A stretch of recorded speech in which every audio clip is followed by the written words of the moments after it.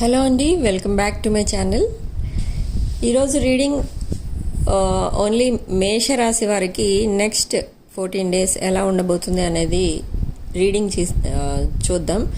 ఈ రీడింగ్లో మేషరాశి వారికి ఎలా ఉంది అంటే వాళ్ళు కూడా హార్ట్ బ్రేక్ సిచ్యువేషన్లో ఉన్నారు ప్రజెంట్. సో ఈ heartbreak, cheating and trap చేయబడ్డారనమాట ఒక సిచ్యువేషన్లో, ఒక విషయంలో. సో ప్రజెంట్ కండిషన్ వాళ్ళది ఎలా ఉంది అంటే ఆ ట్రాప్ చేయబడ్డ వాళ్ళు ఎవరో అసలు ఇంకా వాళ్ళని వదలట్లేదు. ఆ రిలేషన్లోంచి బయటికి రాలేకపోతున్నారు. అండ్ వీళ్ళకి ఈ వీక్లో అయితే ఏదో సడన్ ఫైనాన్షియల్ ప్రాఫిట్ ఏదో రాబోతుంది. అండ్ కొంతమందికి అయితే హెల్త్ ప్రాబ్లమ్స్ కూడా ఉన్నాయి. ఫ్యూచర్లో ఏదైనా ఒక మంచి జాబ్ వచ్చే ఛాన్స్ కూడా కనిపిస్తుంది వీళ్ళకి. ఇక్కడ వీళ్ళు ఎవరి లైఫ్లోకో ఎంటర్ అవుదామని చూస్తున్నారు. అండ్ అంటే వీళ్ళకి బాగా కావాల్సిన వాళ్ళ లైఫ్లోకి. బట్ ఇక్కడ సిచ్యువేషన్ ఏంటంటే ట్రాప్డ్ సిచ్యువేషన్ అనమాట వీళ్ళది. ఈ సిచ్యువేషన్ నుంచి బయటికి రాలేకపోతున్నారు, అటు వాళ్ళు కావాలనుకున్న ట్రాక్ మీదకి వెళ్ళలేకపోతున్నారు. సో కొంతమందికి ఇది కొన్ని రోజులు పట్టొచ్చు, కొంతమందికి ఇది కొన్ని మంత్స్ పట్టొచ్చు ఈ ట్రాప్డ్ సిచ్యువేషన్. ఎందుకంటే చాలా ప్లానింగ్ మీద జరిగింది ఇది వాళ్ళకి. సో చాలా హార్ట్ బ్రేక్ సిచ్యువేషన్లో అయితే ఉన్నారు. చాలా లోన్లీగా ఉన్నారు. ఫ్రెండ్స్ ఆర్ రిలేటివ్స్ ఎవరితో కూడా సరిగా మాట్లాడట్లేదు. నేచర్కి దగ్గరగా ఉండడానికి అయితే ట్రై చేస్తున్నారు, ఎందుకంటే పీస్ ఆఫ్ మైండ్ అనేది లేదు.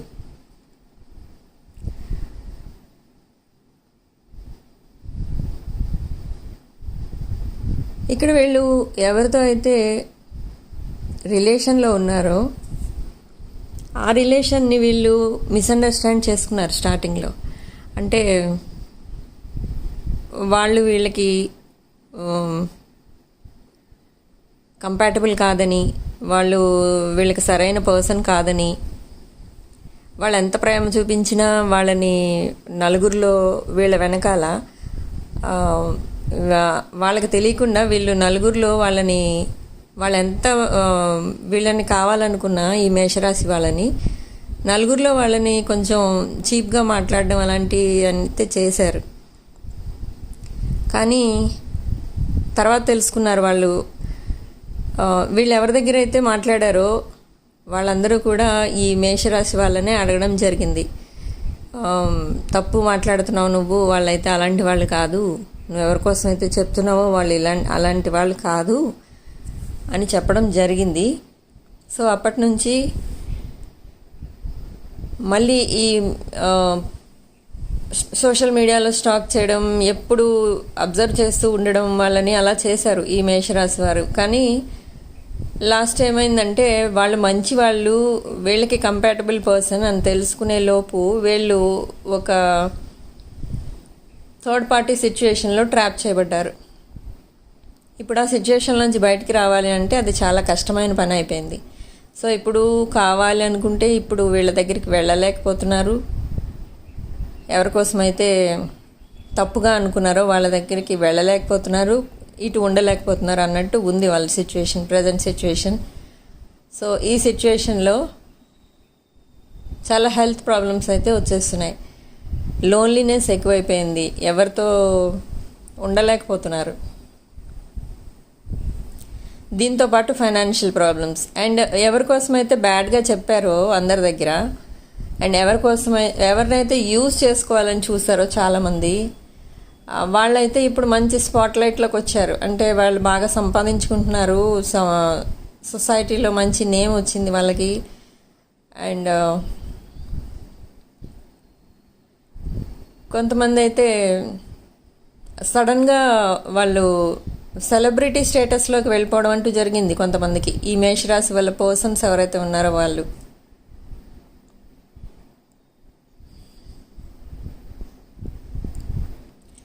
సో ఇప్పుడు చాలా రాంగ్ డెసిషన్ తీసుకున్నాం, అనవసరంగా మిస్అండర్స్టాండ్ చేసుకున్నాం వాళ్ళని. వాళ్ళు మన లైఫ్లో ఉంటే బాగుండేది కదా, అనవసరంగా ఎందుకు వాళ్ళని బ్లాక్ చేసాము, మాట్లాడడం మానేసాము,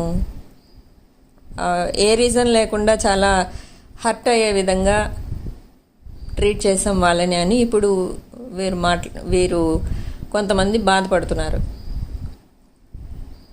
సో అయినా కానీ ఫ్రెష్ న్యూ బిగినింగ్ అయితే స్టార్ట్ చేయాలి మళ్ళీ వాళ్ళతో కలిసి అన్న ఆలోచనలో ఉన్నారు. కానీ ఈ ట్రాప్డ్ సిచ్యుయేషన్ నుంచి బయటకు రాలేకపోతున్నారు. కొంతమందికి అయితే ఎంగేజ్మెంట్స్ కూడా అయినాయి, కానీ అది మ్యారేజ్ వరకు వెళ్తుందా లేదా అనేది అయితే చెప్పలేకపోతున్నారు. ఇక్కడ వాళ్ళు డిసైడ్ చేసుకోలేకపోతున్నారు.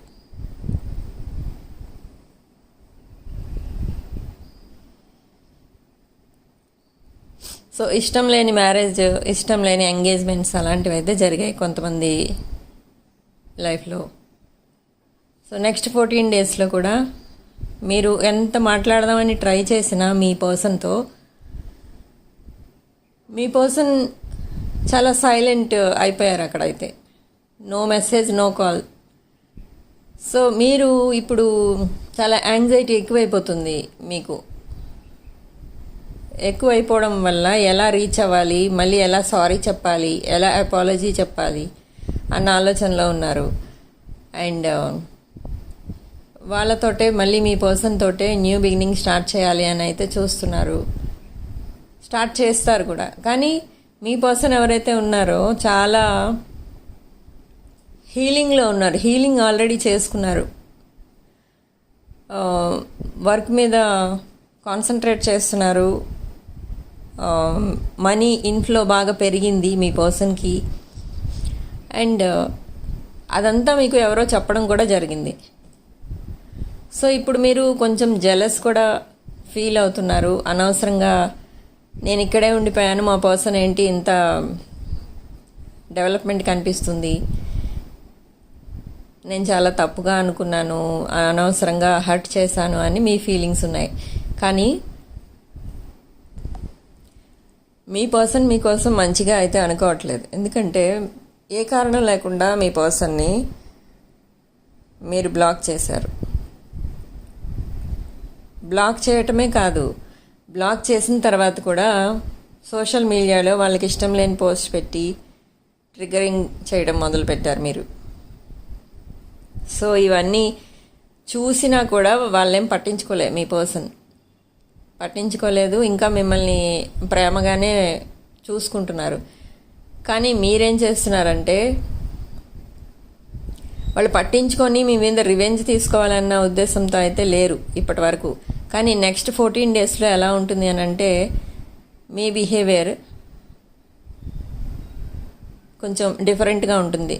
అంటే ఓవర్గా ప్రేమ చూపించడం, వాళ్ళని ఉద్దేశించి ఏవో సోషల్ మీడియాలో పోస్టులు పెట్టడం లాంటివి చేస్తూ ఉంటారు మీరు. అప్పుడు మీ పర్సన్ మీరు మళ్ళీ మీ పర్సన్కి అప్రోచ్ అయినప్పుడు, మీ పర్సన్ దగ్గరికి వెళ్ళినప్పుడు కానీ మిమ్మల్ని యాక్సెప్ట్ చేయొచ్చు. కానీ కొంతమందికి ఎలా ఉంటుందంటే వాళ్ళ మైండ్లో నన్ను అన్యాయంగా హర్ట్ చేశారు, బ్లాక్ చేశారు, ఎంతమంది ఎన్ని చెప్పినా కూడా మళ్ళీ నేను ఈ వీళ్ళనే ఇష్టపడడం అంటూ జరిగింది, అయినా కూడా నన్ను అన్బ్లాక్ చేయలేదు, ఎప్పుడు నేను ఇచ్చిన మెసేజ్ కానీ కాల్కి కానీ రిప్లై ఇవ్వలేదు. సో ఇప్పుడు ఎందుకు నేను యాక్సెప్ట్ చేయాలి అన్న ఉద్దేశంతో ఉంటారు మీ పర్సన్. సో కొంతమందికి అయితే యాక్సెప్ట్ చేసిన తర్వాత రిజెక్ట్ చేస్తారు. అంటే వాళ్ళు మీకు ఆ పెయిన్ తెలియాలన్న ఉద్దేశంతో మిమ్మల్ని బ్లాక్ చేయడం అంటూ జరుగుతుంది. సో కొంతమందికి ఇలా జరుగుతుంది. కానీ కొంతమందికి అలా జరగదు. కొంతమంది యాక్సెప్ట్ చేస్తారు, మళ్ళీ మీతో లైఫ్ స్టార్ట్ చేస్తారు, ఫ్రెష్ న్యూ బిగినింగ్ స్టార్ట్ చేస్తారు. వాళ్ళు ఏంటంటే ఈ రిలేషన్షిప్ కోసం ఫైట్ చేస్తారు. మీరు ఎప్పటి వరకు ఈ ట్రాప్డ్ సిచ్యువేషన్ నుంచి బయటకు వస్తారో అప్పటి వరకు వెయిట్ చేస్తారు. మిమ్మల్ని మీ మ్యారేజ్ వరకు వెళ్తుంది మీ రిలేషన్ కొంతమందికి.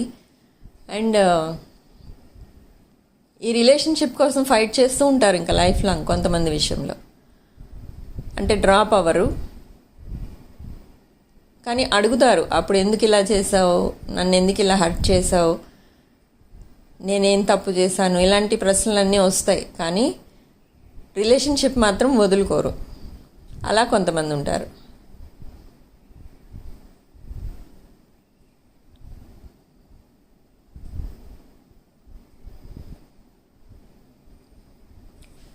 సో మేష రాశి వాళ్ళకి నెక్స్ట్ 14 days అయితే ఇలా ఉండబోతుంది. మీరైతే తప్పకుండా అప్రోచ్ అవుతారు మీ పర్సన్ని. కాల్స్ ఆర్ మెసేజెస్ చేయడానికి అయితే ట్రై చేస్తున్నారు, కానీ ఒక ప్లానింగ్ చేసుకుంటున్నారు. దానికి కూడా ప్లానింగ్ ప్రకారం వెళ్తే ఏ ప్రాబ్లం ఉండదని మీ ఫీలింగ్. రిహార్సల్ కూడా వేసుకుంటున్నారు కొంతమంది అయితే. ఇలా మాట్లాడాలి, అలా మాట్లాడాలి, లేకపోతే ఇంకెవరి చేతన్నా మాట్లాడిద్దామా, ఇలాంటివన్నీ కూడా అనుకుంటున్నారు. చాలా ఆలోచనలు అయితే ఉన్నాయి మైండ్లో. కాకపోతే ఇక్కడ ఒక ఓన్లీ వన్ జెలస్ ఫీలింగ్ ఉంది. ఏంటి అదంటే, మీకంటే మీ పర్సన్ కొంచెం హై లెవెల్లో ఉన్నారు. అది మీకు నచ్చట్లేదు. ఒక పక్క నచ్చట్లేదు, కానీ ఒక పక్క మీరు మళ్ళీ ఎప్రిషియేట్ చేస్తున్నారు. షార్ట్ పీరియడ్లో ఇంత మంచి డెవలప్మెంట్ కనిపిస్తుంది అని అంటే అది చాలా హ్యాపీగా ఫీల్ అవ్వాల్సిన విషయం కదా అని మళ్ళీ ఒక సైడ్ అలా అనుకుంటున్నారు. ఒక సైడ్ నేను తక్కువైపోతానేమో వాళ్ళ పక్కన అన్నీ అనుకుంటున్నారు. ఇలా రకరకాలుగా ఉన్నాయి ఆలోచనలు.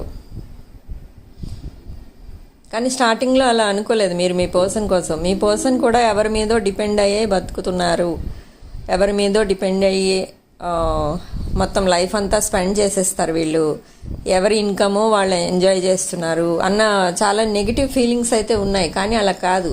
మీ పర్సన్ అప్పటి నుంచి కూడా మంచి earning person, highly knowledgeable person.